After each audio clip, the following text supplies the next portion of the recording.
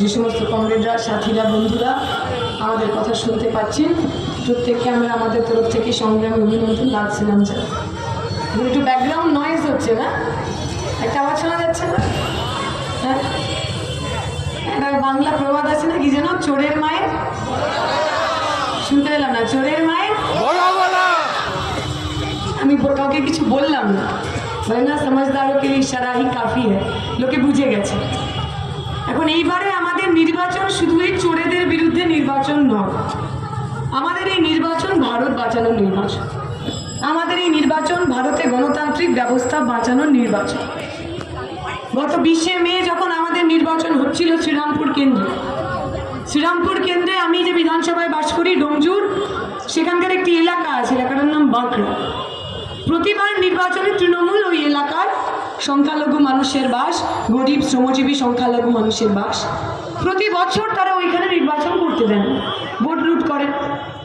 এইবারেও তারা বলেছিল ওখানকার বিদায়ী এমপি এবং ওখানকার যারা নেতারা আছেন যে বাঁকড়াতে বাঁকড়ার মতো করেই ভোট হবে, অর্থাৎ তারা মানুষকে ভোট দিতে দেবেন না, দেদার ছাপ্পা দেবেন এবং ভোটে জিতবেন। আমরা প্রথম দিন থেকেই চ্যালেঞ্জ নিয়েছি, যার অন্য কোনোখানে কি হবে আমরা জানি না, সাধারণ মানুষ সমস্ত জায়গায় নিজের ভোট দেবেন, কিন্তু বাঁকড়াতে এবার আর ভোট লুট হবে না। গত 20শে মে ওরা যখন আমাদের এজেন্টদের মারধর করে বার করে দিয়েছে সকাল 6টার সময়, পার্টি নেতৃত্ব, সাধারণ মানুষ, ইলেকশন কমিশনের কুইক রেসপন্স টিম, সমস্ত কিছু নিয়ে আমরা পৌঁছে গেছিলাম। ওরা যতবার আমাদের এজেন্টদের সরিয়ে দিয়েছেন, উঠিয়ে দিয়েছে, প্রতিবার আমরা গিয়ে আমাদের এজেন্ট বসিয়ে দিয়েছি। একটা সময় এরকম হলো, আমরা আমাদের এজেন্ট বসাতে যাচ্ছি, ভদ্রলোক 60-এর ওপর বয়স, মারধর করে জামা ছিঁড়ে দিয়েছে, বিভিন্ন জায়গায় আঘাত। আমরা যখন ওনাকে নিয়ে বসাতে যাচ্ছি, 150-200 মব, গুন্ডা মব, তারা আমাদের ঘিরে ধরেছেন। আমি ওনাকে জিজ্ঞেস করলাম আমার এজেন্টকে যে আপনি শিওর আপনি বসতে পারবেন? ওই বুথটার মধ্যে বাকি সব তৃণমূলের এজেন্ট, 4-5টা লোক, আপনি একজন আমাদের থাকবেন। ওই 60-এর ওপর বয়স ভদ্রলোকটি আমাকে বললেন 2011 সালের পর থেকে এখানকার মানুষ ভোট দিতে পারেননি, ওদের ভোট দিতে দেওয়ার জন্য যদি আমায় মার খেয়ে হাসপাতালে যেতে হয় আমি রাজি আছি, কিন্তু এবার আমরা ভোট বাঁচাবো, বুথ বাঁচাবো, সাধারণ মানুষ ভোট দেবে। আমরা বলেছিলাম গণতন্ত্র বাঁচানোর লড়াই। গণতন্ত্রের মূল কথা কি? গণতন্ত্রের মূল কথা মানুষ নিজের ভোট নিজে দেবে। গণতন্ত্রের মূল কথা বিরোধী স্বর থাকবে, মানুষ মানুষের মতো কথা বলবে। আমরা দেখলাম সুরতের ঘটনা, সেখানে বিজেপির যারা প্রতিদ্বন্দ্বী, কংগ্রেসের প্রার্থী, অন্যান্য প্রার্থী, তাদের নমিনেশন বাতিল করে বিনা প্রতিদ্বন্দ্বিতায় বিজেপি গুজরাটে জিতল। আমরা দেখলাম মধ্যপ্রদেশের ঘটনা, বিজেপির প্রতিদ্বন্দ্বী যে কংগ্রেস প্রার্থী, তাকে কিডন্যাপ করে নিয়ে গিয়ে বিনা প্রতিদ্বন্দ্বিতায় এমপি ইলেকশনে মধ্যপ্রদেশে বিজেপি জিতল। আপনারা দেখেছেন পঞ্চায়েত নির্বাচন পশ্চিমবঙ্গে, ত্রিপুরা, বিভিন্ন জায়গায় একই কায়দায় বিনা প্রতিদ্বন্দ্বিতায় অন্য মানুষকে নির্বাচনে লড়তে না দিয়ে ওরা নির্বাচন জিতেছে। তৃণমূল অথবা বিজেপি, ছোট ফুল অথবা বড় ফুল, এরা প্রতিদ্বন্দ্বিতায় ভয় পায়, এরা বিরোধী স্বরে ভয় পায়, এরা গণতন্ত্রের যে মূল নিয়ম, সাধারণ নিয়ম, সেই সাধারণ নিয়ম মানে না। আমরা যারা লাল ঝান্ডা রাজনীতি করি, এইবার যখন বাম ধর্মনিরপেক্ষ কংগ্রেস গণতান্ত্রিক শক্তি সবাই একসাথে এসেছে, আমরা এই কথাই বলেছি, ভারতে যদি গণতন্ত্র বাঁচাতে হয় তাহলে শুধু বড় ফুল কাটলে হবে না, বড় ফুলের ছোট ভাই ছোট ফুলকেও পশ্চিমবঙ্গ থেকে সমূলে উৎপাটন করতে হবে, না হলে পশ্চিমবঙ্গ ভারতের বুকে গণতন্ত্র বাঁচানো যাবে না। এই নির্বাচন গণতন্ত্র বাঁচানোর লড়াই। যে মানুষ আমার কথা শুনতে পাচ্ছেন, আপনি তৃণমূলের হন অথবা বিজেপির হন, আপনার কাছে আমাদের অনুরোধ, আপনি নিজের ভোটটা নিজে দেবেন। কারুর দাদাগিরি, কারুর চোখ রাঙানি, কারুর ভয় দেখানোতে নিজের ভোটটা অন্যের হাতে তুলে দেবেন না।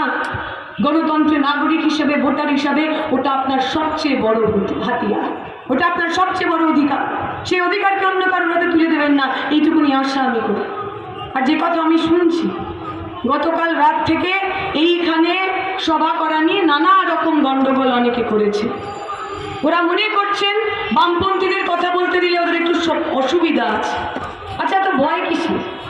আপনারা তো বলেন আমরা 0, আমরা 0, আমরা লোকসভায় 0, বিধানসভায় 0, 6%, 4%, 5% আমরা ভোট পেয়েছি, তাহলে তো আমাদের ভয় পাওয়ার কথা নয়। তাহলে কেন সৃজনের যখন মিছিল ওই প্রচার করতে যাচ্ছে আপনারা দাঁড়িয়ে সেটাকে আটকানোর চেষ্টা করছেন? কেন যখন এইখানে আমরা আজকে মঞ্চ বেঁধে কথা বলার চেষ্টা করছি আপনারা ভয় পাচ্ছেন, তাহলে কি আপনারা বুঝে গেছেন পায়ের তলার মাটি আলগা হতে শুরু হয়েছে। এখন একটু ধাক্কার দরকার। বামপন্থীরা যত কথা বলবে, বামপন্থীরা যত মিটিং মিছিল করবে, তত এই ধাক্কা, ওই হাওয়ার জোর বাড়বে এবং আগামী 4 তারিখ পশ্চিমবঙ্গের বুকে Trinamool tata bye bye good bye হয়ে যাবে। সেই ভয় থেকে ওরা আমাদের আটকাতে চায়। আমরা বলছি এর ডর हमको अच्छा लगा। আমি শুনলাম অনেক বড় নেতা তারা বলে গেছেন যে আমার সম্পর্কে যেন কোনো কেউ কথা না বলে, আমার সম্পর্কে কোনো আক্রমণ করবেন না। আমরা খালি এটাই বলি যে আমাদের সময় কাউন্সিলর অনেকে ছিলেন, কাউন্সিলর ছিলেন, এমএলএ ছিলেন, এমপি ছিলেন, প্রধানমন্ত্রী ছিলেন, মুখ্যমন্ত্রী ছিলেন, অনেক মানুষ ছিলেন যারা নির্বাচনে জিতেছে। আজ পর্যন্ত কোনো নেতাকে, কোনো মুখ্যমন্ত্রীকে আমাদের বাড়ি ঢেকে রাখতে হয়নি লজ্জায়। যারা বাড়ি ঢাকছেন, বান্ধবীর খাটের তলায় টাকা লুকাচ্ছেন, যারা পাঁচিলে দাঁড়িয়ে রয়েছেন কখন কোন দিকে ঝাঁপ দেবেন, যারা পুলিশ দেখলে মোবাইল জলের মধ্যে ফেলে দিচ্ছেন, তারা ঠিক করবেন না আমরা মাইকে দাঁড়িয়ে কি কথা বলবো আর বলবো না। পশ্চিমবঙ্গে বামপন্থীরা কথা বলবে, মাথা উঁচু করে কথা বলবে, কারোর বাবার ক্ষমতা নেই আমাদের আটকাতে। ওদের ভয় ভেঙে আমাদের নির্বাচন, ওদের ভয় ভেঙে আমাদের সভা। যবে থেকে পশ্চিমবঙ্গে নির্বাচন হয়েছে আপনারা দেখেছেন এক একটা ধাপে পরিষ্কার হয়ে গেছে। ভারতের বুকে বিজেপির সরকার হচ্ছে না। ওই 400 পার 500 পার তো মিথ্যে কথা, কিচ্ছু হচ্ছে না। পশ্চিমবঙ্গের বুকে মমতা ব্যানার্জি পিসি ভাইপোর সিংহাসন টলমল করছে। আর তাই তারা বিভিন্ন জায়গায় তৃণমূল বিজেপি সেটিং করে এখন বাম কংগ্রেসকে কি করে আটকানো যায় তার চেষ্টা করছে। 20শে মের নির্বাচনে আমি দেখেছি বিভিন্ন জায়গায় তৃণমূল এবং বিজেপির যে এজেন্ট তারা সব একই দলের লোক। বিজেপির এজেন্টদের তৃণমূলের লোকেরা টাকা দিয়ে কিনে নিয়েছে। ফলে যে মানুষ এখনো ভাবছেন তৃণমূলের অপশাসন রুখতে একবার বিজেপিকে ভোট দেবে, যে মানুষ এখনো ভাবছেন তৃণমূলকে তাড়াতে একবার বিজেপিকে ভোট দিতে হবে, আমরা বলছি ওরা এজেন্টই বাঁচাতে পারে না, এমপি কি বাঁচাবে। যারা ভাবছেন বিজেপিকে দিয়ে তৃণমূলকে আটকাতে পারবেন তাদেরকে আমরা বলে রাখি, তৃণমূল বিজেপিকে আটকানোর জন্য ধক লাগে, বুকের পাটা লাগে। যারা ইডি সিবিআই এর ভয়ে খাটের তলায় লুকিয়ে থাকেন, যারা কোটি কোটি টাকা দুর্নীতি করে গলা অবধি ডুবে রয়েছেন, সেই লোকগুলোকে দিয়ে তৃণমূল অথবা বিজেপি কোনোটাকেই আটকানো যাবে না। তৃণমূল বিজেপিকে যদি আটকাতে হয় আপনার বন্ধুকে চিনে নিন, কাস্তে হাতুড়ি তারা চিহ্নে আগামী 1 তারিখ ভোট দিন, সৃজন ভট্টাচার্যকে বিপুল ভোটে জয়যুক্ত করুন। কেন ভোট করবেন সৃজন? সৃজন আপনার পাড়ার ছেলে, আপনার এলাকার ছেলে, তাই জন্য না। কেন ভোট করবে সৃজনকে? সৃজন খুব সুন্দর দেখতে, সৃজন যাদবপুর ইউনিভার্সিটি থেকে পড়েছে ওই জন্য না। কেন ভোট করবেন সৃজনকে? সৃজন খুব সুন্দর কথা বলে, গান গায়, কবিতা লেখে ওই জন্য না। সৃজনকে ভোট করবেন কারণ যখন অনেক বড় বড় এখানকার নেতা যারা নির্বাচনে দাঁড়িয়েছেন তারা রাজনীতির বুঝতেন না, আপনার ক্যান্ডিডেট সৃজন ভট্টাচার্য স্বাধীনতা, গণতন্ত্র, সমাজতন্ত্রের জন্য রাস্তায় দাঁড়িয়ে লড়াই করত, পুলিশের চোখে চোখ রেখে লড়াই করত, পুলিশের মার খেয়ে মাথা ফাটাতো, কিন্তু কোনোদিনও লাল ঝান্ডার সঙ্গে গদ্দারি করেনি। আপনি সৃজনকে ভোট করবেন কারণ সৃজন কোনো প্যারাশুটের নেতা নয়। সৃজন নাচ করতো, গান করতো, একদিন হঠাৎ করে মনে হলো মানুষের সেবা করব, তাই জন্য রাজনীতিতে আসেনি। সৃজন রাজনীতিতে এসেছে কারণ একটা স্বপ্ন নিয়ে। আমার প্রজন্মের ছেলে মেয়েরা, আমরা যারা 11 সালের পর থেকে রাজনীতি করতে এসেছি, আমরা কিছু পাওয়ার জন্য আসি, পদ পাবো, টাকা পাবো, পয়সা পাবো, চাকরি পাবো, তাই জন্য তো আমরা রাজনীতি করতে আসি। আমাদের অনেকের রাজনীতি করতে আসার পিছনে একটি ছেলের বড় ভূমিকা আছে। ছেলেটির নাম সুদীপ্ত গুপ্ত, কলকাতা জেলা কমিটির নেতা। আমরা তখন কলকাতা জেলা কমিটির ছাত্র আন্দোলনের সঙ্গে যুক্ত। কমরেড সুদীপ্ত দা আমাদের প্রত্যেকের নেতা, সুন্দর কবিতা লেখে, গান গায়, স্লোগান তোলে সবার মাঝে উদাত্ত কণ্ঠে। সুদীপ্ত গুপ্তকে আমরা মরতে দেখেছি। সুদীপ্ত গুপ্তর লাশ যখন আমাদের কাছে এসেছিল, সুদীপ্তর ওই হাসি মাখা মুখে প্রথমবার আমরা হাসি দেখি। সুদীপ্ত তার মৃতদেহ যখন আমাদের সামনে এসেছিল, সুদীপ্ত তার ওই স্বপ্নালু চোখের একটা চোখ আমরা দেখতে পাইনি। তৃণমূলের পুলিশ মেরে মাথা ফাটিয়ে ওই চোখটাও নষ্ট করে দিয়েছিল, থেতলে দিয়েছিল, বাইরে বার করে দিয়েছিল। ওই কমরেড সুদীপ্ত গুপ্তকে দেখে আমরা শপথ নিয়েছিলাম। কমরেড সুদীপ্ত গুপ্তর স্মৃতি, কমরেড সুদীপ্ত গুপ্তর মুখ বহুদিন আমাদের রাত্রিবেলা ঘুমাতে দেয়নি। কমরেড সুদীপ্ত গুপ্তর মৃতদেহে, শহীদের মৃতদেহ ছুঁয়ে আমরা শপথ করে এসেছিলাম সুদীপ্ত গুপ্তর অপূর্ণ কাজ আমরা পূর্ণ করব।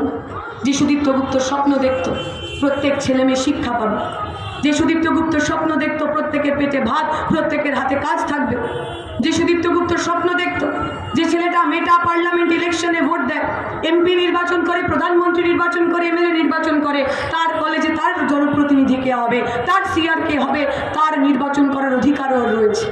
আপনারা যারা এখানে রয়েছেন, আপনারা যারা আমার কথা শুনতে পাচ্ছেন, আপনারা যাদের বাড়িতে সুদীপ্তর বয়সী, সৃজনের বয়সী বা আমার বয়সী একটি ছেলে বা একটি মেয়ে আছে, আপনি তৃণমূলের সমর্থক হন অথবা বিজেপির সমর্থক, ভোট দেওয়ার আগে, ওই বোতামটা টেপার আগে একবার ভেবে দেখবেন সুদীপ্ত গুপ্তর মতো উজ্জ্বল একটা মানুষ আপনার আমার বাড়ির ছেলেমেয়ের ভবিষ্যতের জন্য শহীদ হতেও কুসুর করেননি। সুদীপ্ত গুপ্তর মতো একটি ছেলে আমার আপনার পরিবারের ছেলেমেয়েরা যাতে শিক্ষার অধিকার পায় তাই জন্য শাহাদাত কবুল করেছিলেন। আপনি ওই আগামীর মা বাবা, আপনার দায়িত্ব, আপনার কর্তব্য সুদীপ্ত গুপ্তের মৃত্যু, সুদীপ্ত গুপ্তের শাহাদাত যাতে বিফলে না যায়, সুদীপ্ত গুপ্তের সহকর্মী, সুদীপ্ত গুপ্তের কমরেড সৃজন ভট্টাচার্যকে আপনি নির্বাচিত করবেন। সুদীপ্ত তার স্বপ্নকে পার্লামেন্টে বলার মতো একটা কাঁধ, একটা গলা আপনি নির্বাচিত করে পাঠাবেন। সৃজন যদি এখান থেকে যেতে, সৃজন আমার আপনার আওয়াজ হবে, আমার আপনার স্বর হবে।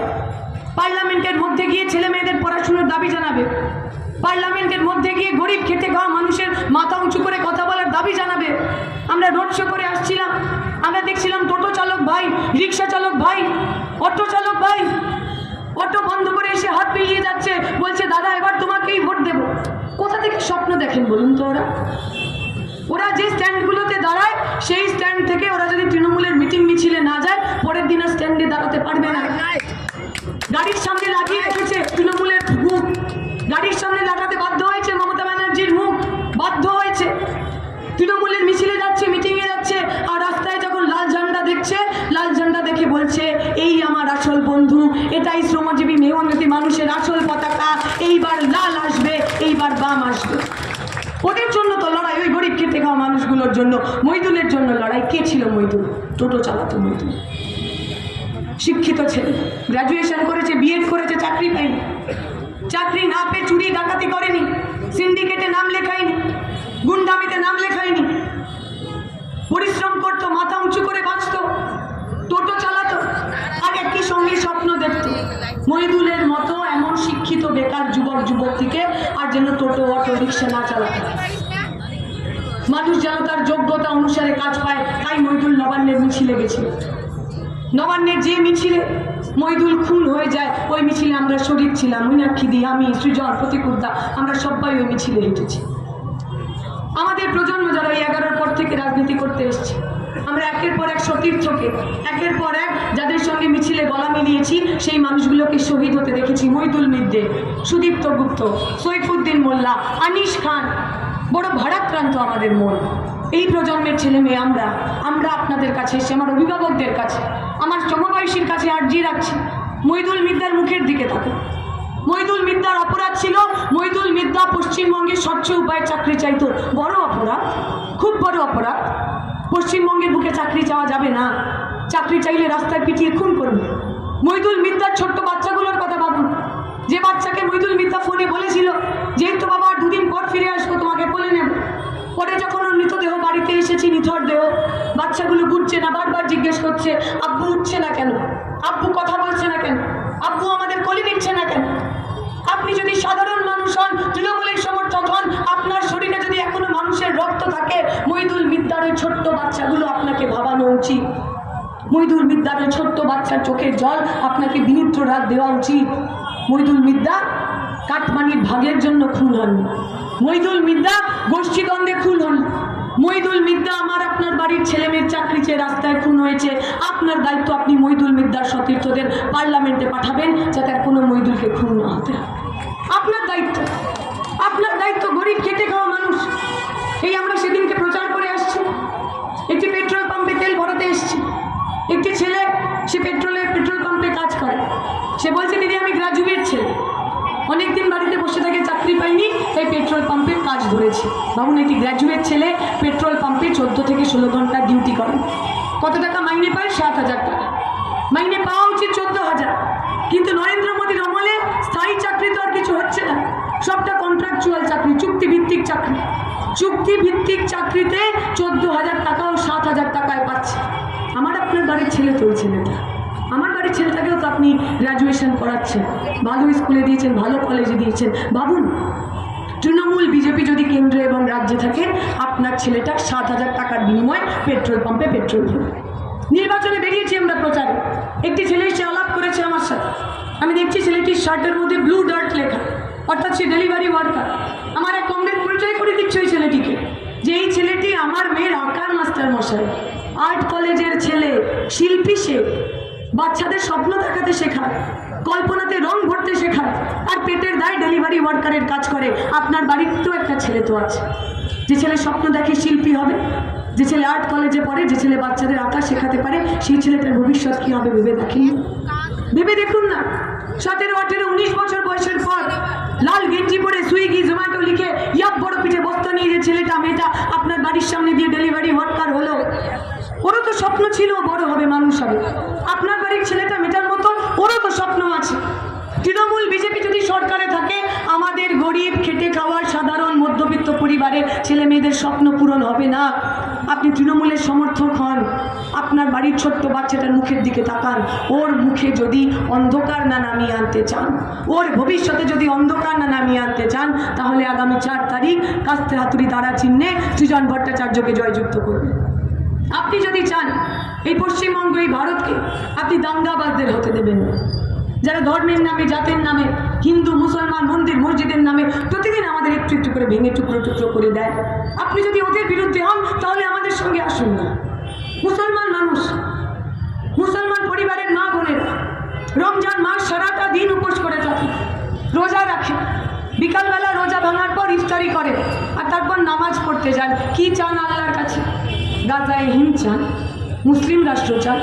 বলেন নাকি আমার দেশের সব মানুষকে তুমি মুসলিম করে দাও তো আল্লাহ বলেন?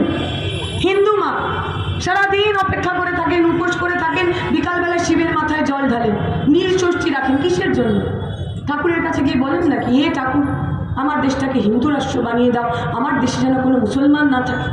হিন্দু মা, মুসলমান মা সারাদিন উপোস বা রোজা রাখার পর যখন নিজের আরাধ্য ভগবানের কাছে কিছু চান, তিনিও এটুকুই চান যে আমার ছেলেটা মেয়েটা যেন থাকে দুধে ভাতে, ওদের ভবিষ্যতে যেন কোনো আঁচ না আসে। আপনি হিন্দু হন অথবা মুসলমান, আপনি মন্দিরে যান অথবা মসজিদ, আমার আপনার চাওয়া পাওয়া, আমার আপনার প্রার্থনায় কোথাও কোনো পার্থক্য নেই। এই নির্বাচনের মধ্যে একটি মন্দিরে আমি গেছি, মন্দিরের ঠাকুর মশাই, তিনি আমার ভোটার, তার সঙ্গে কুশল বিনিময় হয়েছে।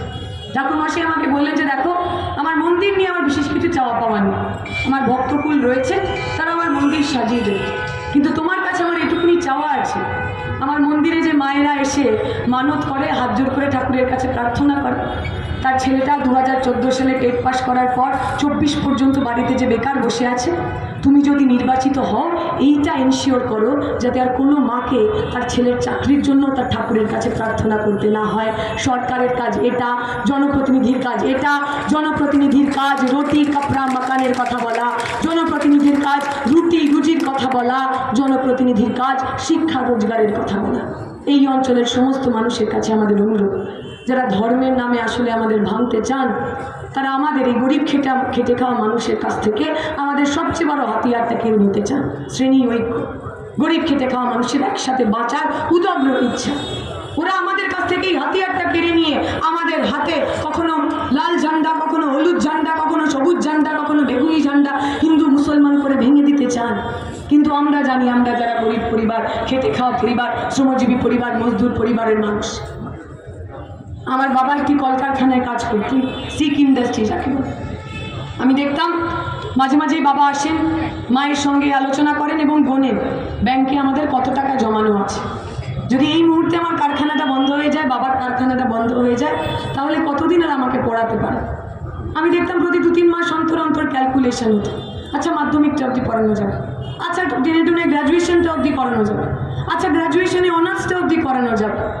ওই আমার বাবার ধুঁকতে থাকা কারখানা, সেই কারখানা কোনোদিনও লক আউট হয়নি, সেই কারখানা কখনো তালাবন্দি হয়নি, কারণ আমার বাবার কারখানায় একটা ইউনিয়ন ছিল, যে ইউনিয়নটার পতাকা লাল, যাতে বড় বড় অক্ষরে CITU লেখা। এই লাল ঝান্ডা আমার মতো হাজার হাজার শ্রমিক পরিবারের ছেলে মেয়েদের আশা ভরসা হয়ে মাথার ওপর ছিল। ওই লাল ঝান্ডা ইনশিওর করেছিল যে পড়াশোনাকে যদি আমরা সার্বজনীন রাখি, পড়াশোনাকে যদি আমরা পাবলিক ফান্ডেড রাখি, যদি সরকার আমার পড়াশোনার দায়িত্ব নেয়, তাহলে একটা শ্রমিক স্বপ্ন দেখতে পারে। আপনাদের সৃজন ওই স্বপ্নটা বাঁচিয়ে রাখার জন্য লড়ছে। ওই কলকারখানার ছেলে মেয়েদের, ওই কলকারখানার পরিবারের ছেলে মেয়েদের স্বপ্ন বাঁচানোর জন্য সৃজনকে পার্লামেন্টে পাঠানোটা জরুরি। আমি আমার কথা দীর্ঘায়িত করব না, যে কথা বলে শেষ করব। আমরা যারা রিফিউজি পরিবারের ছেলে মেয়ে, এখন আমাদের বড় শুনতে হবে যে তোমার দাদুরা ওই দিক থেকে ওপার বাংলা থেকে লাত খেয়ে এপার বাংলায় এসছে, তাও তোমরা মুসলমানদের বিরোধিতা করো না, হিন্দু রাষ্ট্র চাও না, বিজেপির সমর্থন করো না, তোমরা কীরকম লোক? আমরা বলি আমাদের বাপ ঠাকুর দ্বারা শিখিয়ে গেছেন আমাদের যে দেশ মানে কি, দেশ মানে কি এটা মানচিত্র, দেশ মানে কি শুধু ভারত মাতা কি জয়, দেশ মানে কি শুধুমাত্র ভারত মাতার ফটো, নাকি দেশ মানে দেশে বসবাসকারী লোক, সাধারণ মানুষ, গরিব মানুষ, খেটে খাওয়া মানুষ। ওপার বাংলা থেকে এপার বাংলায় যারা এসেছিলেন তাদের দুঃখ, তাদের যন্ত্রণা, তাদের ছোটবেলা, তাদের স্মৃতি সব কিছু ছেড়ে তারা এপার বাংলায় এসেছে। এপার বাংলায় যখন রিফিউজি ক্যাম্পে তারা থাকতেন তখন তো আমি শুনিনি, আমার দাদু তো কখনো বলেননি আমাকে। তখন কোনো বিজেপিওয়ালারা এসে বলেছিল যে জয় শ্রীরাম, তুমিও হিন্দু আমিও হিন্দু, আসো না, আমার বাড়ির সামনে এক টুকরো জায়গা আছে, তোমাকে একটা বাড়ি করে দিই। আমি তো শুনিনি কোনো বজরং দল এসে তাদের বলেছিল যে তুমিও হিন্দু আমিও হিন্দু, আমার বাড়িতে আজকে একটু এক থালা ভাত বেশি হয়েছে, তোমার বাড়ির ছেলেটা না খেতে পেয়ে মরছে, তাকে আমি একটু ভাত দিয়ে দিই। আমার দাদুরা গল্প শুনিয়েছেন, উদ্বাস্তু মানুষ, যে মানুষ ওপার বাংলা থেকে সমস্ত কিছু খুইয়ে এপার বাংলায় এসেছিলেন, সেই মানুষের মাথার ওপর ছাদ হয়ে, সেই মানুষের মাথার ওপর মায়ের আঁচল হয়ে যদি কোনো পতাকা ছিল, সেই পতাকাটার রঙও লাল, তাতে কাস্তে হাতুড়ি তারা আঁকা। আমরা আজকে সেই কাস্তে হাতুড়ি তারা আঁকা সেই লাল ঝান্ডার কাছে শপথ নিতে এসেছি। আগামী দিনে উদ্বাস্তু পরিবারের মানুষেরা, গরিব খেটে খাওয়া শ্রমজীবী পরিবারের মানুষেরা, তারা তাদের জনপ্রতিনিধিকে নির্বাচিত করবে। আপনার এই এলাকা থেকে সৃজন ভট্টাচার্যকে আপনারা বিপুল ভোটে জয়যুক্ত করবেন। আগামী 4 তারিখ শ্রীরামপুর থেকে যাদবপুর অনেকগুলো বিজয় মিছিলে আমরা লাল আবির মেখে হাঁটবো। এই আশা ভরসার জন্য সৃজনকে আপনারা জয়যুক্ত করবেন। সৃজন আমার আপনার কথা হয়ে দিল্লির পার্লামেন্টে মুখরিত করবে, এই ভরসা রেখে বক্তব্য শেষ করছি। শুক্রিয়া, ইনকালাব জিন্দাবাদ।